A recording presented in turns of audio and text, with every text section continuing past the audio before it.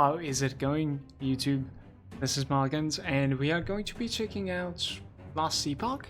In fact, this game has been on early access for about like 24 hours as I'm doing this video on Steam.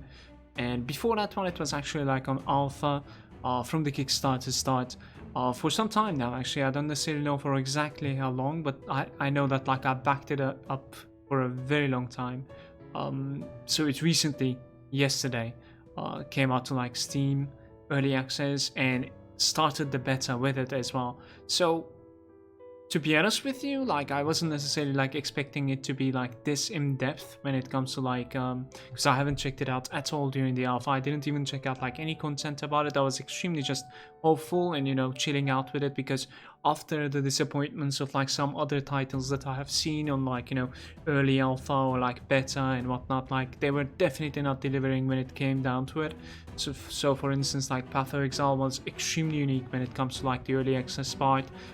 Same goes for like Grim Dawn, especially when I was playing like before the launch. It was definitely a promising game. It was, you know, for whatever that was available to you, it was definitely a solid and fluid experience, even though it was maybe limited. Today I have been playing Last Epoch ever since the beta launch, and I could actually say the same thing for this thing as well. So if you would like to check it out on Steam, that is going to be a recommendation from me. If I'm not mistaken, it's about like 35 bucks right now on Steam for the early access. And on top of that, like when the launch comes, and I think it's pretty far away, when the launch comes, it's actually going to be buy to play, if I'm not mistaken, 10 bucks or something. But this type of information could definitely change along the way with the feedback and the roadmap for sure. So right now, as I'm making this video, there are 4 characters available. One of them is the Acolyte, the other one is the Primalist, the third one would be the Sentinel. I've actually played both the Primalist and the Sentinel so far, and then the fourth one is the Mage. And I'm guessing there's some sort of like a Hunter that's coming up pretty shortly as well.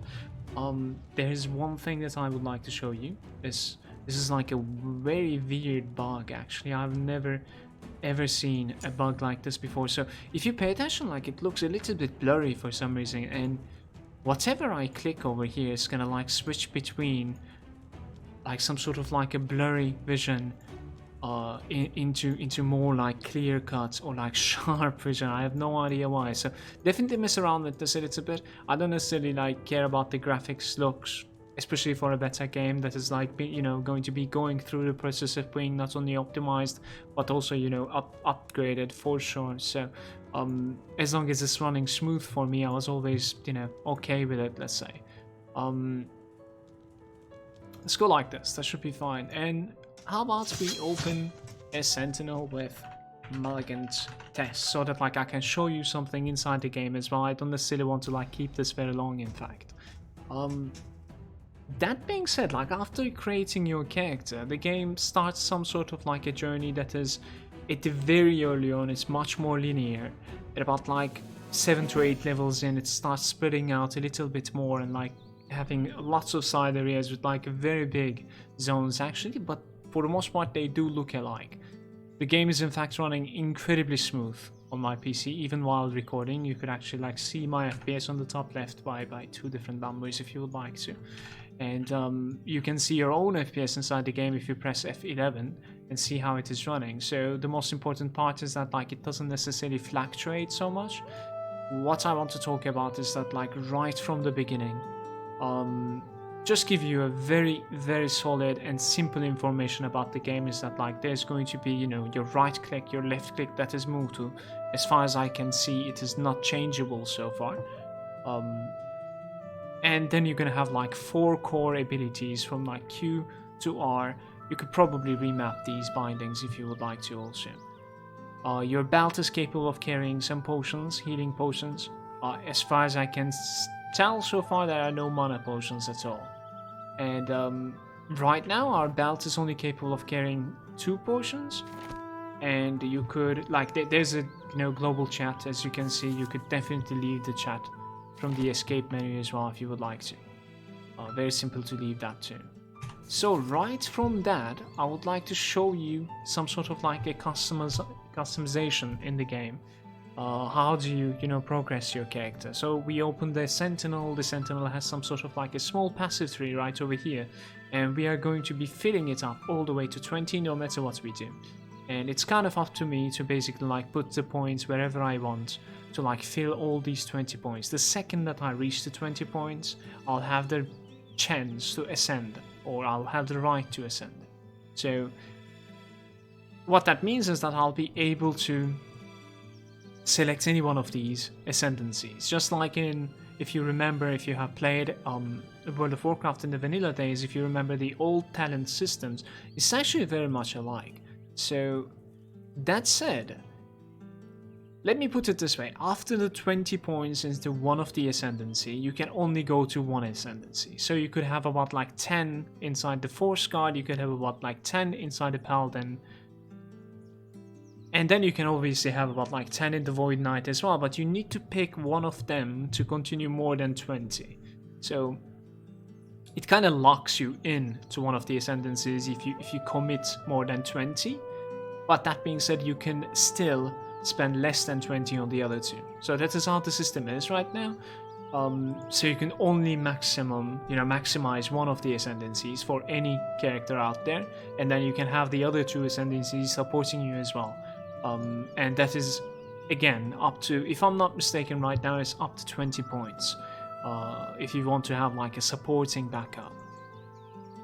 Other than this, like, there are many options over here, as you can imagine, and many sort of combinations too, but other than this, there's actually some other way of things that are going over here as well. So there's skills in the game that are, sort of like Diablo.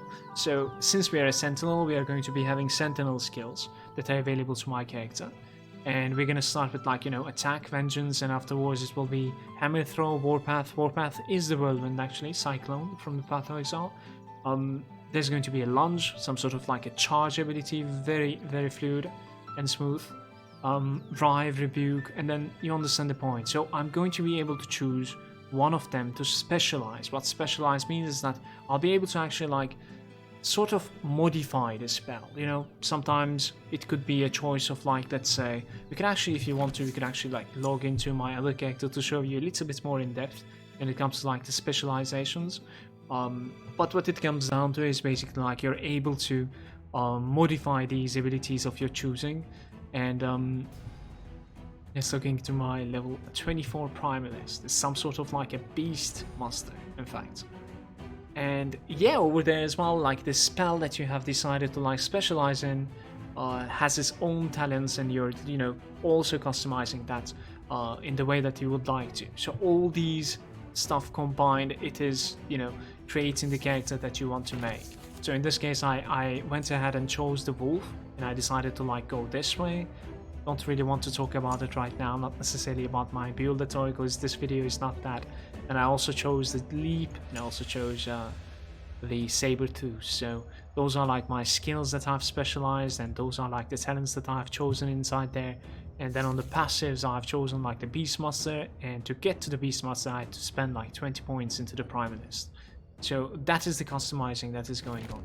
One more thing that I'm going to tell you about the game so far is that like itemization seems to be simple so far, but there's a very unique and a very interesting crafting system in this game that I've never seen something like this before. It's extremely unique. So as you can imagine, there's a lot of like prefixes, suffixes. These things are dropping as items on the floor, like very little small runes. Like this one, I have found 14 of them if you pay attention to it. And I can put an item over here, and then I can put one of these prefixes, suffixes. It already has two suffixes. It has one prefix, critical strike chance. I could actually like put one more critical strike chance if I had it. Okay, I can give you the example of basically putting melee damage here. So it can have two prefixes and then two suffixes, and we have put one melee. So since I have more, I could actually like upgrade this tier 1 to tier 2. It will have a chance to like basically fracture the item if I continue doing it, but it will obviously also like improve the melee damage on it as well. So as long as you have these prefixes and suffixes, you're capable of like improving and actually min-max or like maybe even create an item from the beginning with your prefix and suffix options. When the item is fractured, you can get to use it, but you cannot modify it further. There are also stuff like these things. That thing over there, it was actually like called, if I'm not mistaken, a rune to dismantle this thing right over here. Let's buy one of them because like it's at the end of the screen for some reason. Rune of Shattering, there it is. So this Rune of Shattering is capable of shattering an item and giving you the runes that you have spent inside the item. I think there's like a chance to gain like almost, you know, half of them, some of them, maybe even all of them in cases I couldn't necessarily understand that so much. So the crafting system is extremely unique, and I would like to talk about it in another video actually. Just wanted to show you a little bit of like a, you know, sneak peek into it, if that's what you would like to call it. If you'd like to check the game out, it's actually like incredibly smooth, incredibly fluid. It's running very good, as I said, in the game. Doesn't necessarily have its issues at all. And the game, what is available right now, is, in my opinion, a solid tryout, and it's available for you to try out as well. So I will be actually like streaming it almost every single day because as long as I enjoy what I'm doing in the game, and I'll most likely be doing some YouTube content as well from it. Really hope that you guys are going to be looking forward to it and will be enjoying it too. Thank you for watching, and also shout out to being for subscriber. We just managed to hit 7,000 subscribers. That's just ridiculous. Thank you very much for being there. Much love to every single one of you. Peace out, YouTube. Have a good night.